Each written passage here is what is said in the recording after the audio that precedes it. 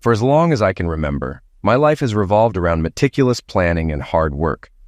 My parents instilled in me the value of perseverance, which shaped my journey into engineering, a field where precision and adaptability are key.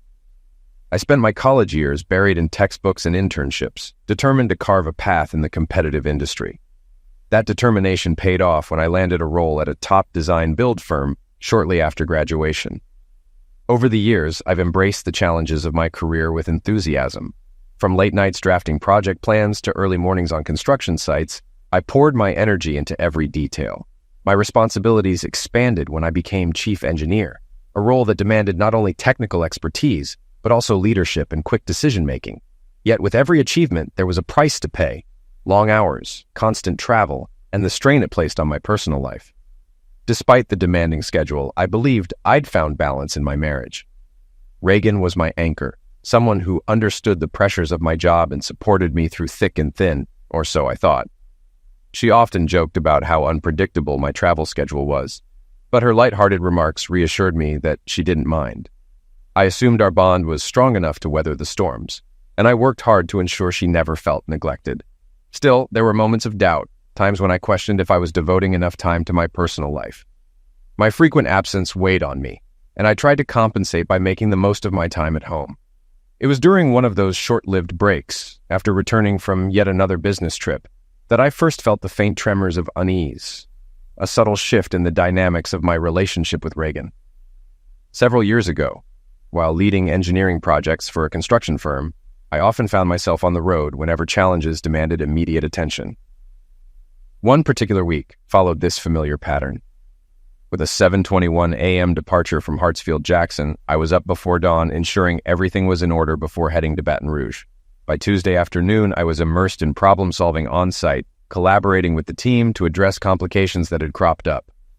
Although I trusted Etherly, our project manager, to handle things moving forward, I decided to keep a closer watch to ensure no further issues arose. Wednesday afternoon, I drove to New Orleans to meet coworkers.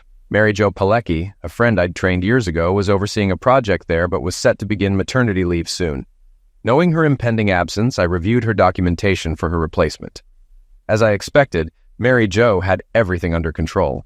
After dinner with Mary Jo and her husband Wednesday evening and a Thursday morning team meeting, I flew back and arrived at the office by 1:45 p.m. I updated my boss, Mr. Strickland, on the situation in Baton Rouge, recommended tighter oversight, and briefed him on Mary Jo's team. He agreed with my suggestions and told me to take the rest of the day off after filing my expense report. Once I finished the report, I texted my wife, Reagan, to let her know I'd be home early. Just as I was about to leave, Ethan Gardner, my best friend since childhood and a coworker, walked into my office and closed the door. "Hey, Trent, how was the trip?" Ethan asked.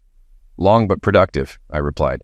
"Etherly should manage if he stays on top of things, but honestly, I'm beat, and Mr. Strickland told me to head out early." Ethan's expression turned serious. I joked, "Relax, Ethan, I'm not fired. I just need a break after this trip. I'm planning to grab flowers and wine to surprise Reagan. Anything work-related can wait." Ethan interrupted. "Trent, this isn't about work. It's about Reagan." Panic gripped me. "What's wrong with her?" He hesitated before blurting out, "She's messing around while you're traveling." I stared at him in disbelief. Reagan had always been honest about her free-spirited past, but she left that behind when we committed to each other. "That's not funny, Ethan. I don't appreciate it. You should leave and rethink our friendship." Ethan sighed. "I know it's not funny, Trent, but I think it's true. I heard it from Jake Campbell, who heard it from Clay, whose friend was involved with her. Apparently, he wasn't the only one. And that's why it got out." Furious, I snapped, "It's not true. Don't repeat this nonsense. If you do, I'll make sure you regret it." Ethan, clearly upset, handed me a card. "I wouldn't tell you if I wasn't certain. Here's the number for a private investigator my cousin used. If you don't believe me, let her confirm it." He left, leaving me seething, torn between disbelief in his claims and anger at the betrayal of trust. I took a deep breath, trying to calm the rush of blood pounding in my temples. It didn't fully work, but it helped me focus. Ethan was my best friend since childhood, ever since his family moved in next door. We'd always been close. In high school, I was the athlete who pulled us out of trouble when his calm reasoning didn't work. He was the nerd who kept us out of trouble when my temper flared. Even though we went to different colleges, we stayed in touch. And 6 years ago, I helped him get a job at my firm. We'd been co-workers ever since, during my entire relationship with Reagan. As angry as I was about Ethan's accusations, I knew he wasn't trying to hurt me. He genuinely believed what he was saying and thought he was protecting me. "Your cousin's wife, was she really cheating?" I asked. Ethan grimaced. "Yeah, he divorced her, but they still see each other for the kids. He loves them, or he'd have destroyed her by now." Apologizing again, he took a call and left me to process everything. Alone, I mulled over his accusations. While I felt sorry for Ethan's cousin, my heart went out to the kids. They hadn't chosen their parents or the mess they were born into. It struck me harder because Reagan and I were planning to start a family, hoping for at least 2 kids, maybe 3. I tried to brush off Ethan's claims on the drive home, but the thought lingered, gnawing at me. I couldn't believe it. I refused to believe it. Still, it was hard to shake how serious Ethan seemed. When I considered telling Reagan, I decided against it. Why upset her over a lie? After a quick grocery stop, I walked in, and she greeted me with her usual warmth, throwing her arms around me. "You're home early," she exclaimed before kissing me. "I missed you too," I said, smiling. Watching her, I thought about how ridiculous the rumor was. Reagan loved me. She'd never cheat. Still, I couldn't ignore that Ethan genuinely believed what he said. I needed to clear this up, not to prove anything to myself, but to protect our friendship. That night, after Reagan fell asleep, I lay awake, wrestling with how to handle it. By Friday morning, I had a plan. I'd hire the private investigator Ethan recommended, not to catch Reagan in anything but to prove her innocence. I called Donna Hightower's office and scheduled the first available appointment for Monday afternoon. Using my private investment account, I planned to pay for the investigation quietly, ensuring Reagan never found out about the rumor or my steps to dispel it. When Miss Hightower confirmed what I already knew, I'd be able to put the whole mess to rest, for Ethan's sake and mine. At 2 o'clock, I was escorted to a conference room by a secretary where a tall, elegant black woman stood to greet me. She wore tailored black slacks, a crisp white blouse, and a red scarf. "Good afternoon, Mr. Giro. I'm Donna Hightower. How can we help you?" she said with a firm handshake. Her website indicated she was a retired police officer in her mid-50s, though she appeared younger. Her warm smile contrasted with her sharp, observant gaze. "Thank you for seeing me on short notice. I'm Trent Dro. My problem is straightforward. I travel often for work, and someone spread a rumor that my wife is cheating. I want you to prove it's not true." Miss Hightower listened intently as I explained the situation. Her questions were insightful, focusing on details about the allegation and my wife Reagan, including her past relationships. When she finally set her pen down, she asked, "Mr. Dro, how familiar are you with philosophy, the legal system, and the concept of the burden of proof?" Caught off guard, I admitted, "Not very," she explained. "Proving a negative, like your wife never cheating, is nearly impossible. I can observe her for a set time and verify her actions, but I can't confirm she hasn't done something in the past. However, under the right circumstances, we can infer patterns and behaviors that might support her innocence." I understood the limits of what she could offer, but decided to move forward, spending hours with her team detailing Reagan's habits and planning how to proceed. The first step came on a hot Sunday after a circuit breaker tripped in our home. By the afternoon, the house was noticeably warmer, and Reagan complained. I went downstairs to check the breaker, but couldn't fix the issue. "I'll call the HVAC service," I told her. "Please do," she replied, annoyed. I dialed the HVAC service number, let the automated system play out, and then hung up. Next, I called the number Hightower had provided. "Hello, this is Trent Dro. The AC isn't working. Can you send someone over?" I asked. "Tomorrow morning at 10, the voice on the other end replied. "Thanks, that'll work," I said. Reagan overheard and smirked. "Looks like we're sleeping in the guest room tonight, like a hotel stay," she joked. I smiled back, knowing this setup was part of the investigation. I felt better than I had since Ethan handed me the ridiculous accusation. There was no way Reagan could love me so deeply and still betray me like that. Monday morning, Reagan asked me to toss the sheets in the wash before my shower. I worked from home that day to meet the HVAC technician, a subcontractor recommended by Hightower's investigation service. At 10 a.m., he arrived, installed discrete motion-activated cameras, and explained their capabilities. They could record everything needed for legal purposes, but were subtle enough to go unnoticed. I paid him, thanked him, and went back to work. That evening, I told Reagan about my extended work trip to Tampa and Orlando, explaining I wouldn't return until late Friday. "I'll miss you," she said, smiling as she led me to the couch. I love you, Trent. I love you too, I replied, confident in our marriage despite the baseless rumors. In Tampa, meetings went smoothly, and I resolved minor issues in Orlando. My on-site presence helped keep the team on track. Though I could have flown back early, I didn't try. Reagan wasn't expecting me until Friday night, giving her the full opportunity for surveillance. I used the extra time to work and visited a local tool range, renting a couple of pistols to unwind. Friday night traffic was brutal, but I was relieved to finally reach home. Reagan greeted me warmly, bringing me a beer as we relaxed on the couch. Her love and care erased the stress of the week. Saturday, Reagan went to the gym while I tackled yard work. Afterward, I checked my email and was relieved to find nothing unusual. On Sunday afternoon, while Reagan ran errands, I checked again and found a message from Hightower's team, a vague update about my order being ready. My hands shook as I deleted it. When Reagan returned, she noticed I wasn't myself. "Are you okay?" she asked. "I'm not feeling great," I replied, avoiding her kisses. "Let me make dinner while you rest." She hugged me, and I caught a floral scent that wasn't her usual shampoo or perfume.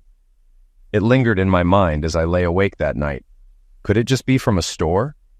I didn't want to doubt her, but the scent and the message unsettled me deeply. Something felt off, even though I desperately wanted to believe there was nothing to worry about. I arrived at Miss Hightower's office Monday morning, just before 11 a.m. She greeted me in the same conference room as before, gesturing for me to sit. "Mr. Giro, we've concluded our investigation ahead of schedule, but I'm afraid I have bad news." She slid a file across the table. I opened it, skipping the report and going straight to the photos. My world shattered. There was Reagan in our bedroom with a man, then another photo. A different man, still in our bedroom. "We documented her with 3 men in 4 encounters through Saturday and Sunday," Miss Hightower said. "One meeting even took place at a private home." "Stunned," I muttered. "But she went shopping yesterday." "She did," Miss Hightower replied. "After meeting one of her lovers on Saturday, she ran errands. On Sunday, she only went to the grocery store. Receipts or credit card records could confirm it if she didn't use cash." I whispered, "She said she was going to the gym on Saturday." Miss Hightower shook her head. "Judging by the hotel photos, she was doing something gymnastic, but not at a real gym." Anger replaced disbelief. "In our bed?" "Yes, twice during your trip.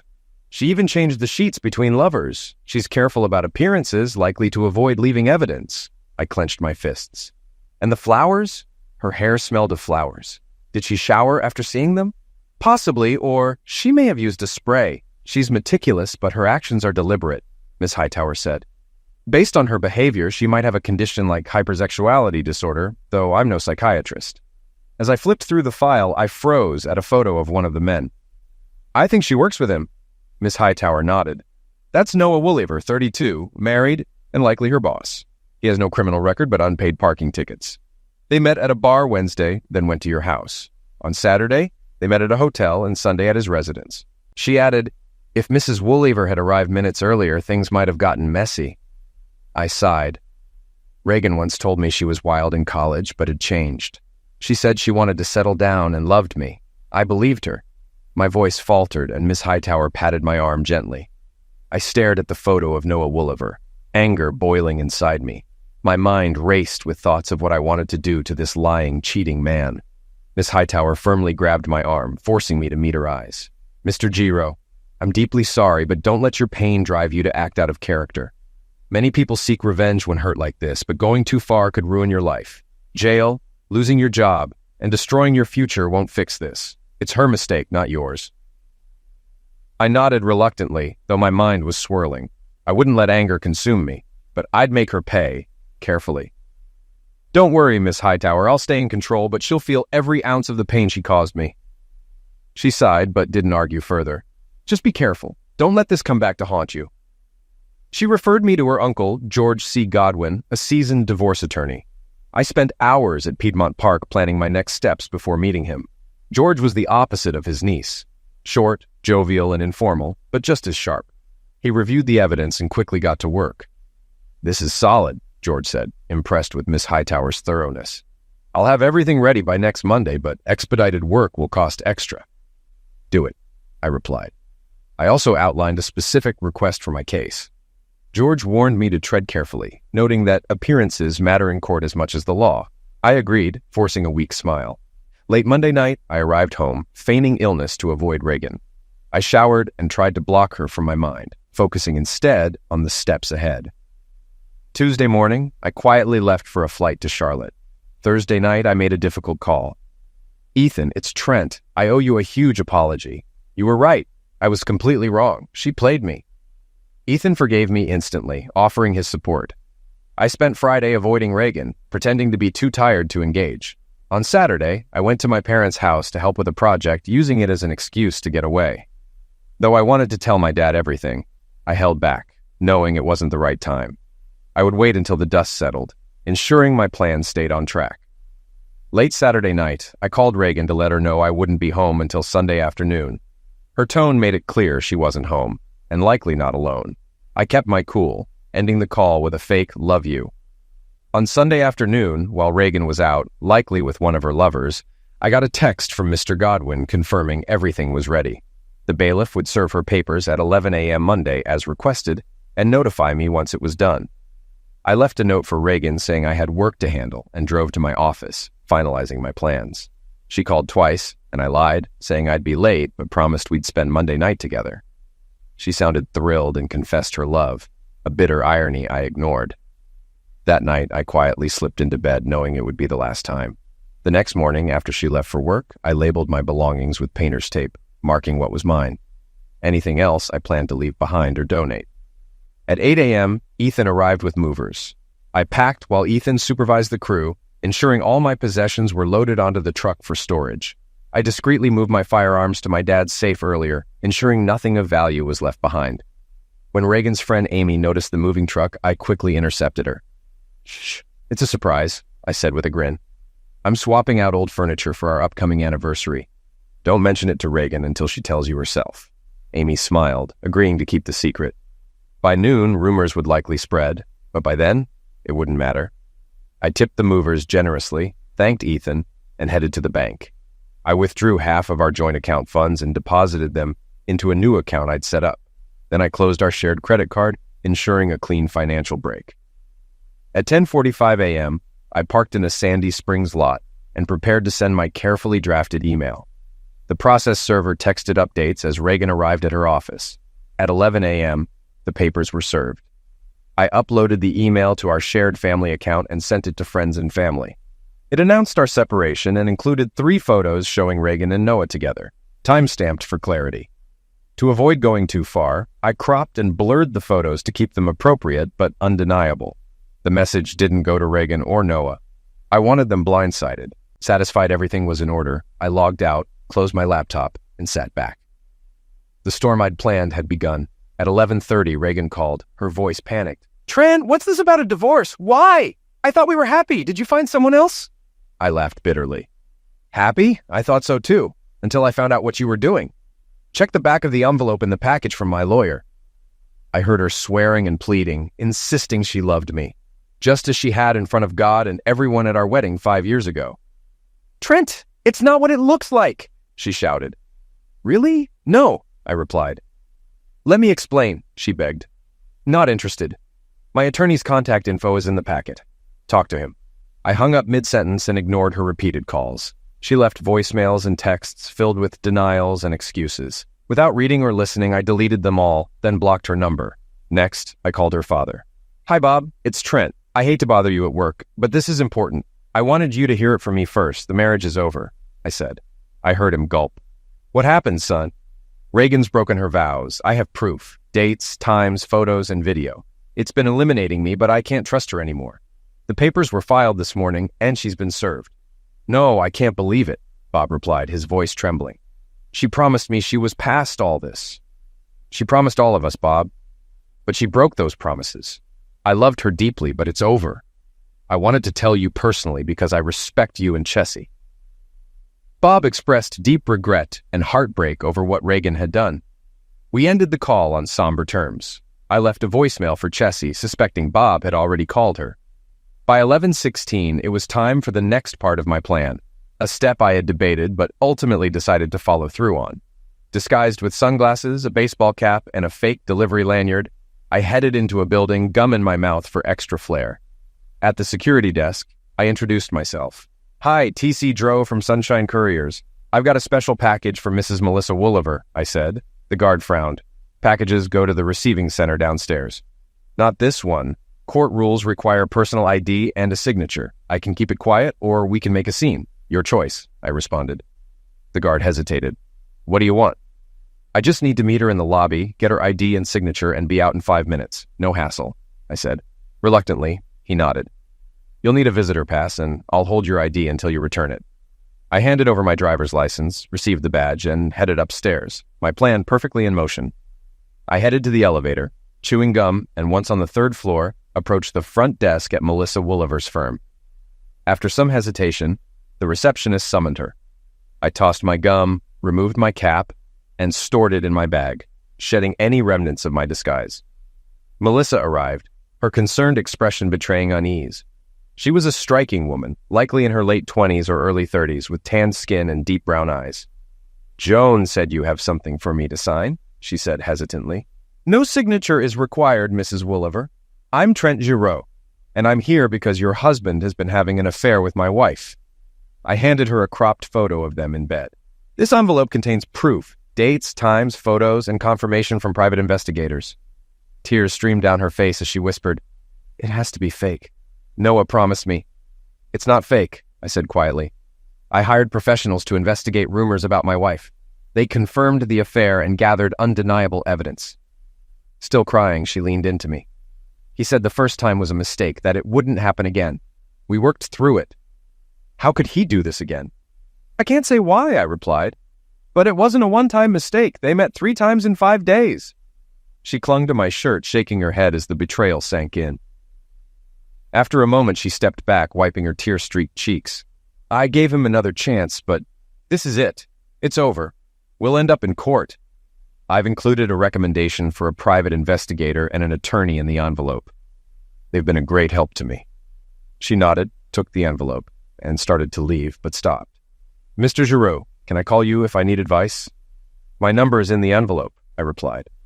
After leaving, I visited the testing lab recommended by Miss Hightower, anxious about the risks Reagan had exposed me to. For days, as I managed a project in South Georgia, I couldn't escape the fear of a possible STD. By week's end, relief finally came. The lab confirmed I was clean. Grateful to have avoided that fallout, my anger toward Reagan deepened for the reckless risks she'd taken for meaningless flings. Reagan kept trying to contact me, leaving voicemail after voicemail on my work and cell phones, even using other numbers. I deleted each one as soon as I heard her voice, but she didn't take the hint. By Friday morning, more messages had piled up. After deleting them, I blocked her number. Over the weekend, I visited my parents, only to find she'd been contacting them too. My mom, upset and knowing we'd planned to have kids, begged me to reconsider the divorce. I shook my head and showed her a cropped photo with a timestamp. Tears ran down her face as she hugged my dad, finally understanding. I left them and returned to my temporary living arrangements. At work the next day, Andy Smith burst into my office before noon. "Trent, Mary Jo Bilecki's water broke early. What do we do?" Andy was supposed to cover Mary Jo's leave, but his current project wasn't ready to wrap up.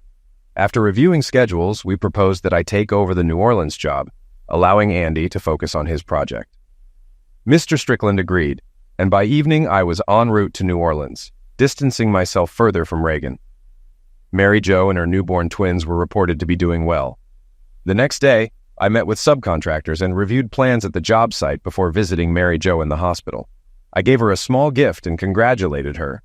Seeing her twins on the NICU monitor brought me joy, but also sorrow, as I realized I might never have children of my own. I buried those thoughts and threw myself into the project. By Friday, I took the team out for drinks in the French Quarter to unwind. On Monday, George Godwin called to update me on the divorce, sharing that Reagan was bombarding his office with increasingly hysterical calls. "Are you sure you don't want to talk to her?" he asked, laughing at my sarcastic response. That evening, I received a text from an unknown number. "Hey Trent, my lawyer filed the paperwork and Noah has been served. Can we talk? Melissa W." I texted back, and moments later, my phone rang. "Thanks for talking, Trent," Melissa said. "How are you holding up?" I asked. "It's hard, but I'll get through it," she replied, her voice wavering. She thanked me for revealing the affair and stopping her from acting on anger. "You could have taken advantage of me when I was vulnerable, but you didn't. You made me pause and think." We were both hurting, Melissa. Acting on those feelings wouldn't have helped either of us, I said. We talked briefly before wishing each other luck. While I empathized with her pain, I knew my focus needed to remain on moving forward and dealing with the fallout in my own way. Work in New Orleans was going well, but I was still overseeing the Baton Rouge project and advising on others. It felt like I was in a swamp, overwhelmed by everything. 2 weeks later, George called. "Reagan's lawyer wants a consultation with the judge. If it happens, you'll need to meet with her in Atlanta." "What do you want me to do?" George asked. I was furious, but George had warned me this could happen. "We didn't include all the evidence of her infidelity. What if the judge sees it?" I replied. "We'll have to give it to her lawyer, but Judge Johnson might cancel the request. If not, we'll warn him first," George said. A week later, Reagan's request for counseling was denied, although the judge suggested she might need counseling for sexual dependence. That was one problem down. For the next few months, I kept a low profile, unsure if Reagan had hired someone to find me. I updated my will and life insurance to ensure she wouldn't benefit if anything happened to me. Meanwhile, I visited Mary Jo and Ozzy's newborn twins, helping out with babysitting and enjoying the time spent with them. I prayed for children of my own, though I hoped they'd come one at a time. Melissa Wooliver also reached out several times, offering support during my own difficult time. But I kept our interactions strictly platonic due to legal and personal boundaries. As things improved for Melissa, her messages stopped. I bought a house in Dunwoody, using funds from my pre-Regan account, just before Mary Jo returned to work after her maternity leave. The twins were thriving, but I knew I would miss seeing them grow. When MJ returned to work, it marked the end of my unofficial babysitting role. I'd grown attached to the twins, and caring for them reminded me of my own unfulfilled desire for children, a pain caused by Reagan's betrayal. Back in Atlanta, the divorce dragged on. George assured me Judge Johnson was as frustrated as I was and that the end was near. I moved into my new home, unpacked, and met a few neighbors, including a divorced woman, Noel. While she invited me for dinner, I politely declined, still bound by the ongoing divorce and cautious about the legal implications. Ethan, who had no clue about the Georgia court system, didn't quite get it. After I returned to Atlanta, he asked, "When are you going to start dating again?" "When the judge finalizes my divorce and I know anything I do won't affect the settlement with Reagan," I replied. "So, it's going to be a while. How's she doing?" Ethan asked. "I don't know, and I don't care," I said. "You still owe her," he pointed out. "I know," I replied, "and she'll get what's coming to her when the time's right." By April, Judge Johnson had had enough of the delays. He ordered both of us to appear in court for closing statements. I arrived early and waited for George when I saw Reagan approaching. "Trent, this isn't how it was supposed to be," she said. "I know, but you didn't keep your vows, so this is how it is," I responded. "You were gone so much?" she argued. "That's nonsense," I shot back. "You knew my schedule when we married. When I went over it, I made up for it. You didn't. You made up for it with your boss and other men while I was away, and after I returned," her eyes filled with tears and her face reddened. "But I had needs." She noticed people watching us and asked, "Can we talk somewhere else?" "No need," I said. "We talked about all this before. You promised you'd stop your wandering and wanted a family. You got married, but you failed. Get over it." I did. Or get another therapist. She recoiled from my words, clearly upset. I turned and left her standing there, still in tears, as George walked toward me. "Trent, please," she called out. But George and I entered the courtroom. Judge Johnson insisted we be there when the divorce was finalized, likely to keep Reagan from stalling. He noted that it was the first time he'd seen us together, which set her off. She cried, but he silenced her before delivering the ruling. The gavel fell, ending both the case and our 5-year marriage. Afterward, I shook George's hand and thanked him. As I turned to leave, Reagan rushed toward me, begging, but I ignored her. She started shouting, using profanity. She knew better than to act that way in court, but her anger took over. I'm not sure if the court staff arrested her, but George and I used the moment to slip out.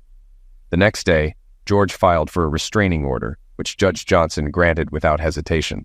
It was a relief. Reagan would stay away, and I didn't have to deal with her anymore. Part of me hoped she'd resist, maybe even end up in jail for a short time, but she was too smart for that. She disappeared from my life for good. The next weekend, I began dating again, reconnecting with Noel for a rescheduled date. She was nice, but it quickly became clear that we didn't have much in common, except for a lengthy dry spell. When I drove her home, she invited me inside, and I didn't resist.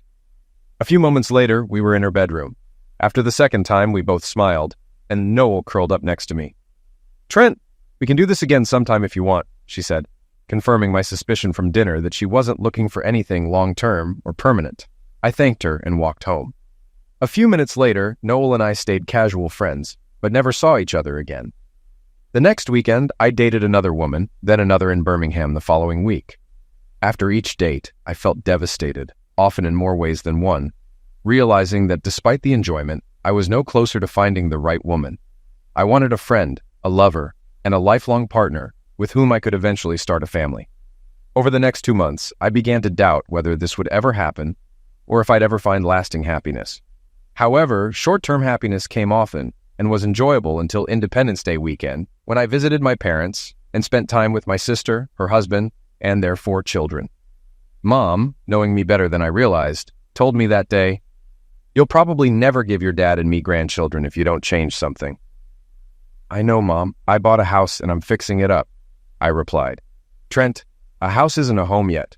A man and a good woman, not one of those strumpets you've been dating, can make it a home if they work at it. Son, you need to find a good woman." "I know that, Mom, and someday I will. I'll find her. Just give me time." She hummed. "If we give you more time, your father and I will be dead by then and never meet our grandchildren." She was partly teasing, but it still made me think. One evening in late July, I got a text. "Hi, Trent, it's Melissa Willever. Can you talk sometime when you have a minute?" Honestly, I was surprised to hear from her after all this time.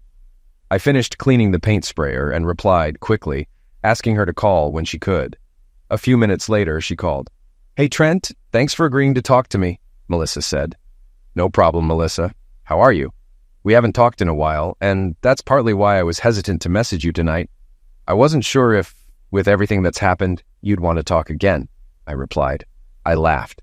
"Unless you were actively involved in getting my ex-wife and your husband—" "Ex-husband as of today," she cut in. "Together, then I don't blame you for what happened between them or the mess they made. So I've got no reason not to talk." "Good, because I swear I had nothing to do with it," she said. "And I didn't think you did. So what's going on?" I asked. "Well, it took longer than expected, but like I said, I'm finally free. I even got my maiden name back, Ortiz, and I wanted to thank you. You opened my eyes to what the idiot was doing, gave me evidence for free so I didn't have to spend money I couldn't afford, and gave me advice. I went to another lawyer, but you really helped me, Trent, and I'm grateful," she explained. "You're welcome. So don't think about it anymore, okay?" I said. "It's hard, Trent, because you were my guiding light, my inspiration when I was so low and depressed. I don't know you well, but I like what I've seen so far, so I'm going to take a chance and do something I've never done before. Won't you have dinner with me?" she asked. The dinner was wonderful, but I spent the whole night thinking about how sweet and beautiful she was, and what kind of ex-husband the world's biggest idiot would have to be to leave her, rather than focusing on what we were eating. Reagan was just as beautiful, with her own special kind of sexuality, but after discovering her hidden dark side, the side that would betray the man she was supposed to love above all others, her former score of 11 dropped to negative numbers in my eyes. "You're staring," Melissa said with a smirk, "almost as much as I do." I grinned and nodded. "It's fun to focus when you've got someone so nice to focus on." She blushed and covered her mouth to hide how much she liked my compliment. "You want to get out of here and maybe come back to my place?" "I think I'd like that," she whispered. "Please, Trent, take me home or somewhere. Now. I need it, and I can't wait." A few minutes later, as we turned onto her street, she reached into her purse and pulled out her cell phone. "Pull into the garage," she said. "The door's open." That night, we didn't leave the bed except for drinks or bathroom breaks. I was grateful it was a Saturday as I didn't have to work, because I could have stayed with her forever. She fell asleep after our morning date, and I sighed in relief before heading to the bathroom. As I stepped out, the morning sunlight poured through the open curtain, and I finally got a good look at her bedroom. Our clothes were scattered all over the floor, and I smiled at the memory of our passion. The double bed was the only thing I recognized, along with her pile of pillows, some of which had been knocked to the floor. The TV sat on a stand beside the chair, angled so she could watch it from bed. But it was Melissa's dresser that grabbed my attention.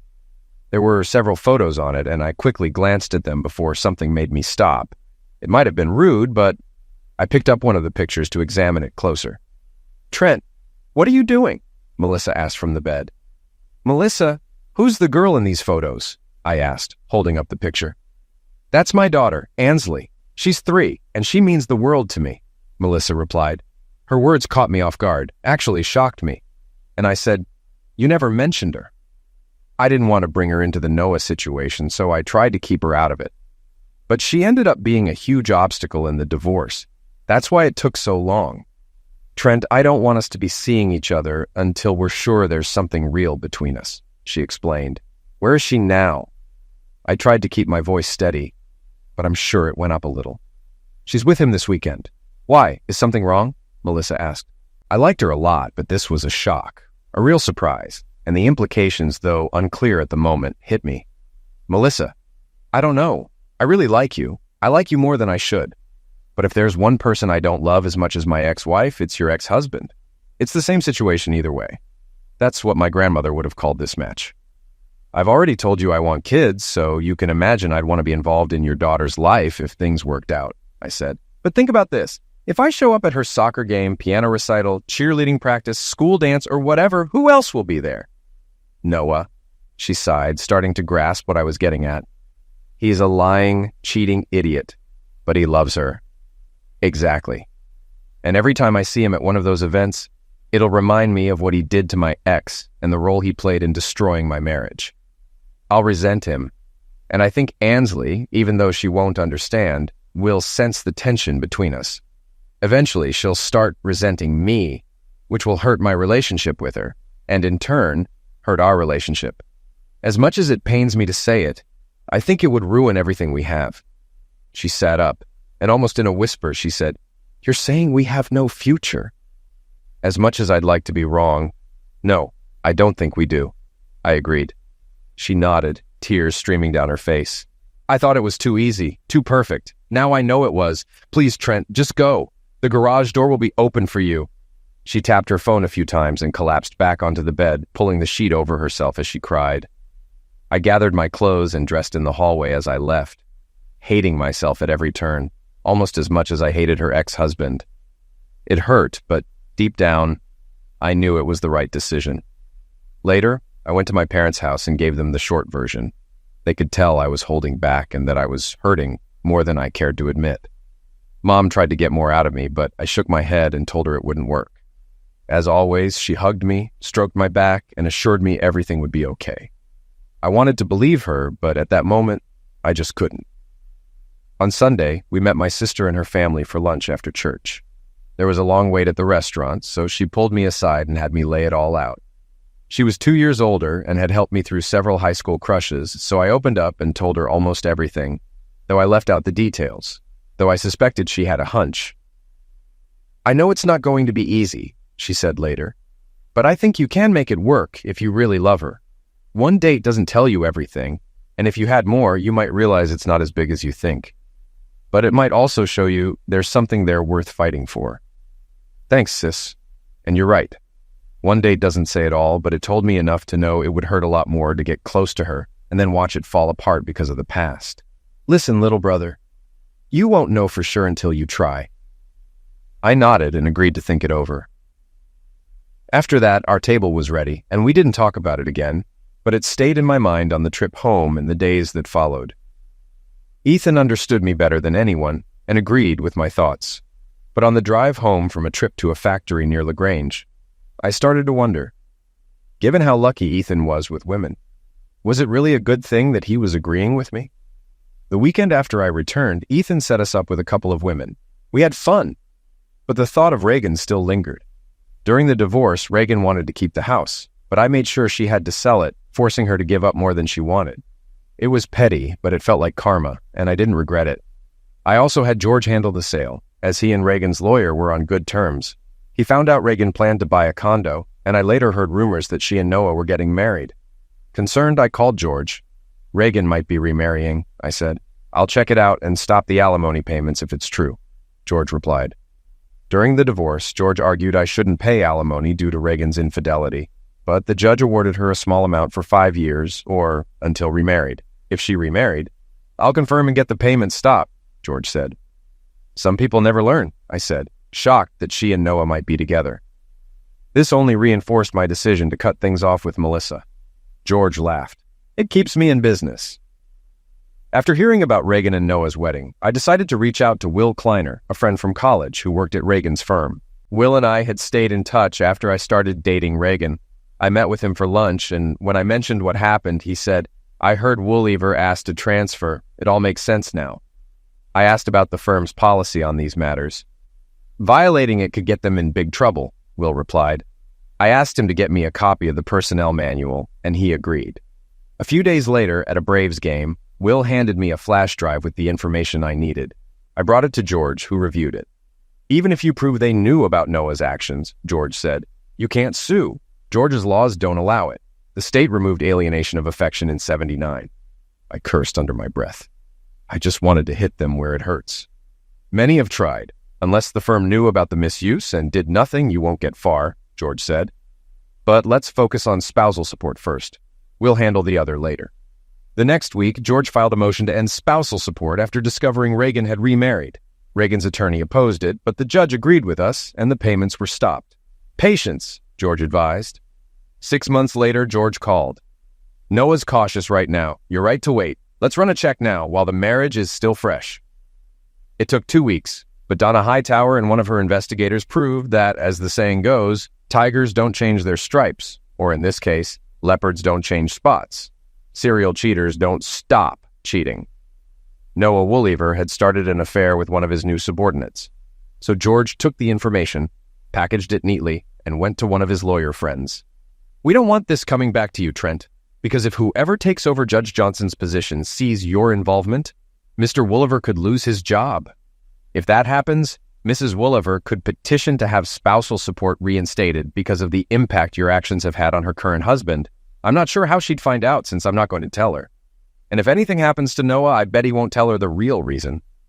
George smirked and wiggled his finger at me. Sneaky, sneaky. And it was. George's lawyer friend delivered the package to Noah's firm. Through my friend Will, I later learned that Noah had been escorted out by security the same day, and rumors were circulating that he wouldn't be coming back. It said that Reagan cried when she found out, asking why, but no one would tell her. Take that, a-hole, I said after our conversation ended. If I keep this up, I might become a bitter old man. Grinning to myself, I realized that was a risk I was willing to take. Not wanting to connect my name to it in case Reagan found out and took it to court to try to get her spousal support reinstated, I sent the package anonymously. That same day, the next evening, I got a call. Trent, Melissa Ortiz shouted, I know you probably never want to talk to me again, but I had to call and tell you. Noah called last night saying he'd been laid off from the firm due to downsizing and that he was going to file for a reduction in child support because of it. I called a friend at the firm and heard the rumors, and today I got an express package. Anonymous, of course, which probably explains everything and should help keep my spousal support payments the same when Noah files his petition. Trent, I think I know who I need to thank for this. So to that person, I say thank you. I chuckled. If you talk to the right person, they might just say you're very welcome if they could admit to it. As for what was in the package, well, some people never learn. I'm sure Noah will spin a sad story to the judge, and when my lawyer presents that information, I hope the judge uses those exact words against him. After all, he just remarried. I wonder if he jumped into another affair that quickly when we got married, Melissa mused. Don't think so. It's in the past, so leave it there. Just smile and enjoy life, okay? You deserve it. We said goodbye, probably for the last time. I smiled, and for the first time in a long while, I felt free. I'd gone through the ordeal. I'd survived, and while some might disagree, I had returned as much hell and heartache as Reagan and Noah had put me through, pushing as far as I dared, but not too far. While she was probably cheating again, too. I had helped Reagan end up in a much worse financial position, in an apartment instead of a nice house, with a dysfunctional husband who paid alimony and child support through the nose. Plus, I knew she was in a relationship with a spouse who cheated regularly, but didn't bother to tell her, just as she hadn't told me about what she'd done. I had tried to give her the best and make her happy, but now I suspected she had more problems than she could handle. Yes, I had struck back at both of them, but I regretted nothing. Not a single thing. Moreover, as I reflected on everything that had happened, I realized I no longer thought of them with those harsh names that once filled my mind. Having received my revenge, I no longer cared what they thought. And that realization brought the biggest smile of all. But the smile didn't last, because in the following weeks I made another discovery, the hardest one of all. As much as I thought I'd gotten over Reagan and Noah, I was surprised to realize they still had power over me. When I thought I might have a chance at happiness with Melissa, I gave it up because of the memories of what my ex and Melissa's ex had done, the awkwardness they had caused both for me and, I'm sure, for her. Since then, I'd gone on a few dates and slept with several women, but once the pleasure faded, I realized more and more that I didn't care about any of it. Melissa, I finally acknowledged, was still in the back of my mind, just as much as Reagan and Noah. Even though I had taken my revenge and gotten my pound of flesh, I still wasn't free from them as long as I cared what they thought about anything. Not until I could look at them and laugh and say, "Look at what you gave up and what I might get because of it. Thank you for being so stupid." Then I would truly be free. At that moment, everything became clear, and I knew exactly what I wanted to do. I picked up the phone, went through my recent calls, and found the number she had called from the day she received the file on Noah's latest actions. I pressed the number to call back and hoped she would answer. Moments later, she picked up. "Hi, Melissa, it's Trent Giroux. Can we talk?" I asked. "Trent, you've helped me again recently when you didn't have to. I'm listening," she replied. "Something came to me tonight, an epiphany, if you will, and if I'm not too late and you'll let me, I'd like to talk to you about it to see if there's any chance of making a difference," I said. There was silence on the line, though I thought I heard breathing, so I continued. "Even though I told you to let go of the past, I realized that I had been so focused on what had destroyed my life that I didn't see I was looking backward instead of forward. I want to apologize for that. And if you agree, I want a chance to make things right, if you'll let me," I explained. Again, she didn't interrupt me. As I spoke, I could almost hear Melissa nodding her head, considering my words. To my relief, she wasn't dating anyone new, and to my surprise, she agreed to give us a fresh start and see where things went, to see if we could eventually be as compatible as we were that first night. We went on another first date the following weekend with clear intentions of taking things slow, but sometimes things unfold differently. She invited me in. As I walked her to the door, she took the glasses, I poured the wine, and we sat on the couch talking until 11. A few minutes later, I was already carrying her upstairs and gently seating her by the bed. After that, we lay there in silence. It felt too soon. It was only our second first date. But in my heart, I hoped it would work. And from the way she looked at me, I thought she might feel the same. Though we faced some challenges in the following months, we discovered that we agreed on far more important things than we realized. Many little things didn't matter when two people love each other deeply. Even though I thought I just liked her after our second casual date, with each meeting, I found myself liking her more, eventually admitting that it was much more than just liking her. Almost from the start, Melissa came to the same conclusion, and we began to plan and work together for our future. We both wanted that, so we got married. A little over a year later, we decided to try again. When the time came, little Ansley was our flower girl, and Melissa and I said, "I do," and truly meant it. As I expected, we've run into Noah a few times since then, but it hasn't gone the way I initially feared. The first time we were close, he tried to make a snide remark about me taking seconds, but I quickly cut him off in a whisper, just loud enough for him to hear. I said, "Noah, thanks so much for taking Reagan, the cheating hoe, off my hands. If you think she'll be more loyal to you than she was to me, you're even dumber than I thought. And thanks for making it possible for me to be with Melissa, the real woman you couldn't keep faithful to. Believe me, I got the best part of the deal." He almost choked and clenched his fists in anger, but realized I could have easily taken him down if he had touched me. Regaining himself to protect Ansley and me from any damage, he turned and walked over to his young daughter, picked her up, kissed her, whispered something to her, and then set her down, saying goodnight to Melissa. A few months later, he told her he was in the process of divorcing Reagan and had finally realized what I had said was true. When he began to suggest something, she immediately interrupted. "Too bad you didn't realize it until it was too late, Noah. Don't ever bring it up again." Since we've been together, Noah has never said a word to me about it, but I can still see the regret in his eyes whenever he sees us together, and I always smile, enjoying the present. Ansley is 6 now, and she's at Grandma and Grandpa Ortiz's house, while I'm holding Melissa's hand, her fingers gripping mine like there's no tomorrow. When the doctor gives the signal, Melissa pushes one last time.